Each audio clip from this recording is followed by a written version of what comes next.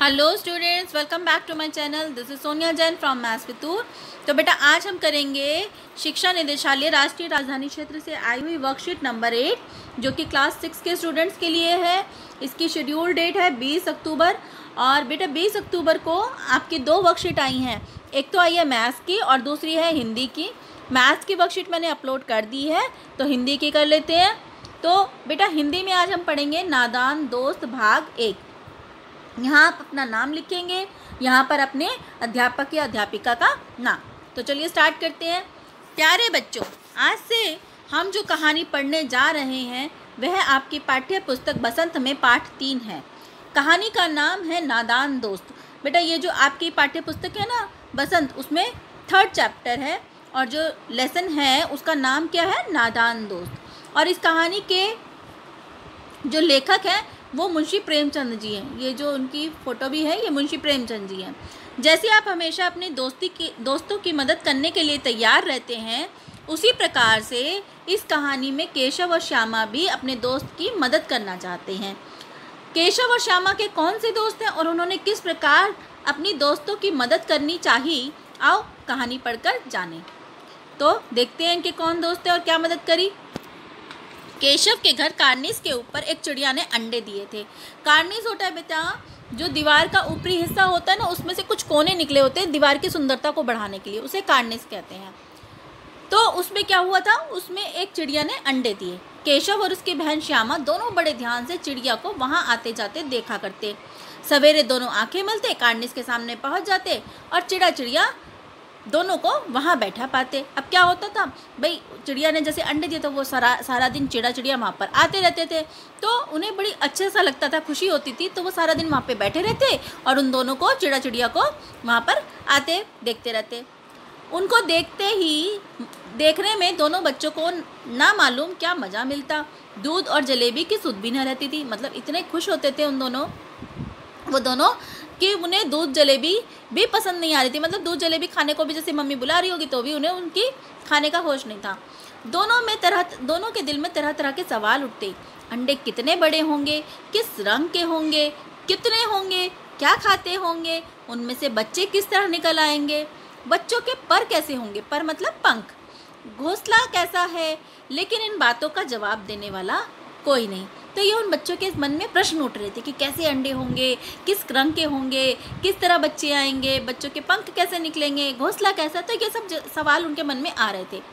ना अम्मा को घर के काम धंधों से फुर्सत थी, ना बाबूजी को पढ़ने लिखने से। तो जो अम्मा है मतलब मम्मी, उन्हें घर के काम से टाइम नहीं मिल रहा था, और बाबूजी यानी कि पापा, उन्हें पढ़ने लिखने से। दोनों बच्चे आपस में ही सवाल जवाब करके अपने दिल को तसल्ली दे दिया करते थे। मतलब आपस में एक दूसरे से बात करते थे, तो मतलब जैसा जितना आता था वो आपस में एक दूसरे को बता देते। श्यामा कहती, क्यों भैया, बच्चे निकल कर फुर से उड़ जाएंगे। केशव विद्वान जैसे गर्व से कहता, नहीं री पगली, पहले पर निकलेंगे। तो जब उसकी बहन श्यामा छोटी थी, वो कहती, भैया क्या बच्चे जब अंडे में से निकलेंगे तो फुर करके उड़ जाएंगे। तो लेकिन केशव क्योंकि बड़ा था, तो वो जैसे होता ना बड़ा बच्चा, जैसे भाई मैं काफ़ी इंटेलिजेंट हूँ, वो कहते नहीं, पहले उसके पंख निकलेंगे, बगैर परों के कैसे उड़ेंगे। श्यामा बच्चों को क्या खिलाएगी बेचारी। तो वो कहता है, श्यामा वो बच्चों को क्या खिलाएगी बेचारी, कौन, चिड़िया। केशव इस पेचीदा सवाल का जवाब कुछ ना दे सकता था। अब श्यामा ने जब ये पूछा कि वो बच्चे को क्या खिलाएगी, तो लेकिन केशव के पास इस सवाल का कोई जवाब नहीं था। इस तरह 3-4 दिन गुजर गए। दोनों बच्चों की जिज्ञासा दिन बढ़ती जाती। जिज्ञासा मतलब जानने की इच्छा। अंडों को देखने के लिए वे अधीर हो उठते थे। अधीर होता है बेटा परेशान हो उठना, मतलब अंडों को देखे किसी, लेकिन क्योंकि वो बहुत ऊंचाई पे था तो वो पहुँच नहीं पा रहे थे। उन्होंने अनुमान लगाया कि अब जरूर बच्चे निकल आए होंगे। फिर उन्होंने सोचा 3-4 दिन बाद कि अब उसमें से जरूर बच्चे आ गए होंगे। बच्चों के चारे का सवाल अब उनके सामने आ खड़ा हुआ। मतलब अब उन्हें लगा कि अब बच्चे आ गए होंगे अंडे में से, तो वो कैसे खाएंगे पिएंगे, क्योंकि वो तो बहुत छोटे होंगे। चिड़िया बेचारी इतना दाना कहाँ पाएगी और सारे बच्चों का पेट कैसे भरेगी। मतलब अब वो सोच रहे थे दोनों बच्चे, श्यामा और केशव, कि वो उनकी जो मम्मी चिड़िया है वो कैसे उन दो छोटे छोटे बच्चों का पेट भरेगी, वो इतना सारा दाना कहाँ से लाएगी, गरीब बच्चे भूख के मारे चू करके मर जाएंगे। तो ये सारी बातें उनके मन में आ रही थी। इस मुसीबत का अंदाजा करके दोनों घबरा उठे। दोनों ने फैसला किया कि कार्निस पर थोड़ा सा दाना रख दिया जाए। अब इन दोनों ने ये फैसला कर लिया कि कार्निस पर हम थोड़ा सा दाना रख देंगे। तो आगे करते हैं।